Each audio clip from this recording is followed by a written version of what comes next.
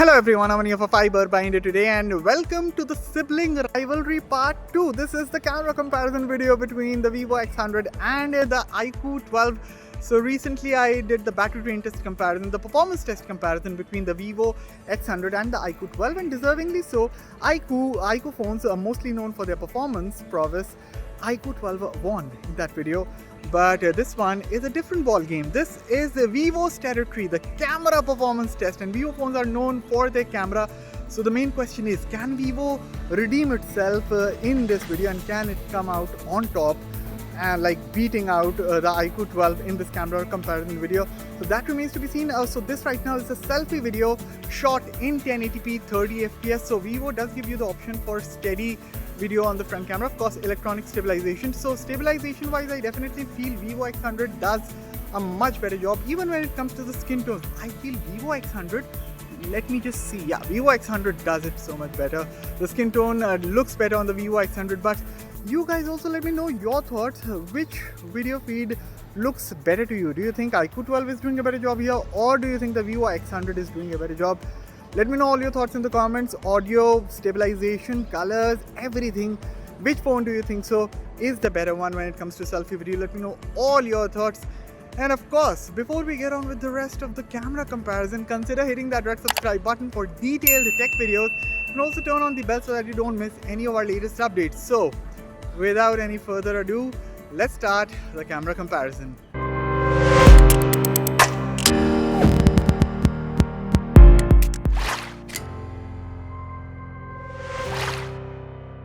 First up, the camera specs of both smartphones. So the Vivo X100 features a 50 megapixel primary camera. This is the IMX920 sensor from Sony. This is coupled with a 50 megapixel ultra wide angle camera, a 64 megapixel telephoto camera with 3x optical zoom, and a 32 megapixel selfie snapper. The iQOO 12 on the other hand features a 50 megapixel primary rear camera. This is an OmniVision OV50H sensor. This is coupled with the same 50 megapixel ultra wide angle lens and the 64 megapixel telephoto lens with 3x optical zoom, just like the Vivo. However, the selfie snapper here is a 16 megapixel unit. Of course, the main deciding factor here is the brains behind these cameras. So leading the camera ISP of the Vivo X100 is the Dimensity 9300 chipset, while the iQOO 12 is powered by the Snapdragon 8 Gen 3 processor. So a big disclaimer as we kick off this comparison with my office's building photo, this will be a close one, guys. I mean, even if one camera is better than the other, I did not find the difference to be drastic in most photos. Like this image, daylight shot, well lit, nice colors, good dynamic range. However, the edge here definitely goes to the Vivo X100. So look closely and you will notice that Vivo's photo has that slight warmth when it comes to the color temperature. In fact, even the highlights and shadows are better preserved in Vivo's image, in my opinion. And when we are talking about color reproduction and color temperature, this close-up photo taken from the primary lens shows Vivo did a better job. Again, not that iQOO's photo is bad. Look closely and I think the contrast is better in Vivo's image, because of which the flower's color looks more true to the source. Okay, for all my lady viewers, what do you think about our in-house hunk, Mr. Cyrus John? Isn't he handsome, huh? Chime in with your thoughts. But Cyrus's good looks aside, if we can get back our heads to the photo quality, again, iQOO's image is not bad, but Vivo has through and through nailed it here when it comes to the accurate colors, be it his sweatshirt's navy shade or his skin tone. It is Vivo's result that again takes the cake here. Okay, in this photo shot in portrait mode of yours truly, and this one's tough to choose. Both are excellent with their HDR performance. The edge detection is slightly better in Vivo's image, while the facial details are sharper in iQOO's image.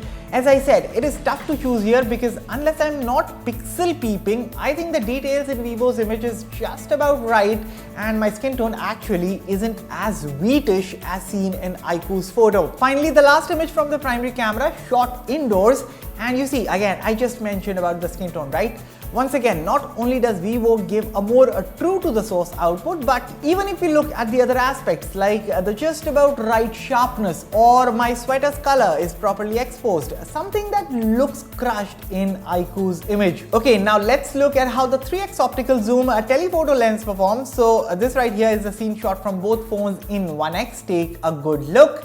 And this is the same scene shot in 3x and straight up, no doubt. Both phones produce well-detailed zoom shots, but the one thing that's pretty apparent right away is how the color disparity across primary and telephoto lenses is pretty minimal in Vivo's image. Simple, this can be made out by looking at the sky, but even when it comes to maintaining the textures and the monotones of the building, Vivo's image looks better. By the way, in this photo, I believe we have to give it to the superior ISP of the Dimensity 9300 processor. You see, zoomed out 3x shots looks pretty similar, but look closely and it's the little details in Vivo's imagery like the color of the building glass or just the right amount of contrast of the tree at the back or simply the better dynamic range on a whole. I think Vivo has definitely put in the right amount of work in this phone's camera tuning. Also, both phones allow for 10x digital zoom shots, which I think are very usable, granted you have steady hands. Now I'm not going to get into the 100x gimmicky debate, but between these,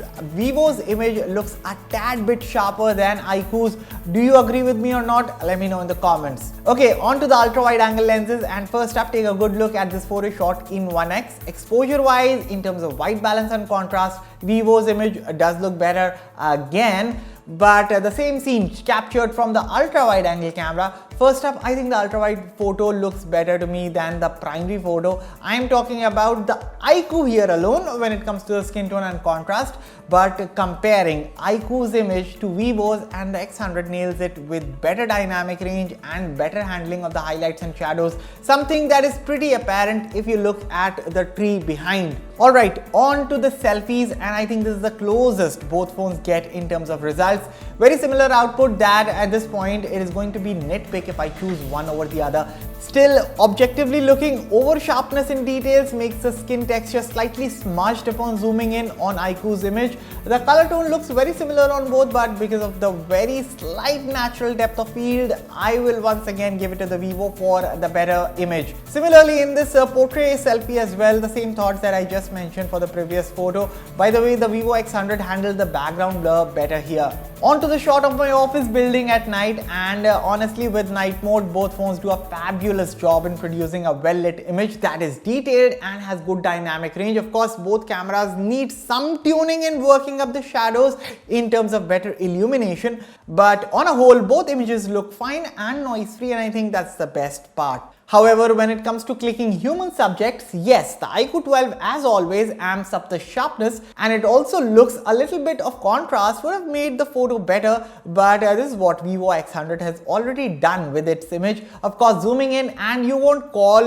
Vivo's photo the sharpest, but you see it zoomed out on a phone's screen. Which one would you post on social media? I would go for the Vivo X100's image. Even this portrait mode shot, just because of nailing my skin tone just about right, adding that right amount of saturation and warmth to my face, I think the Vivo X100's image is slightly better than iQOO 12's output. So there you have it. These were the photos shot from both the Vivo and iQOO. What are your thoughts? Which photos do you think were the better ones? By the way, this is the rear facing video being shot on both the phones. 4K 60 FPS, of course, the iQOO can shoot up to 8K 30 FPS videos, while the Vivo is restricted to 4K 60 FPS, which I think is like more than enough. That's the standard right now.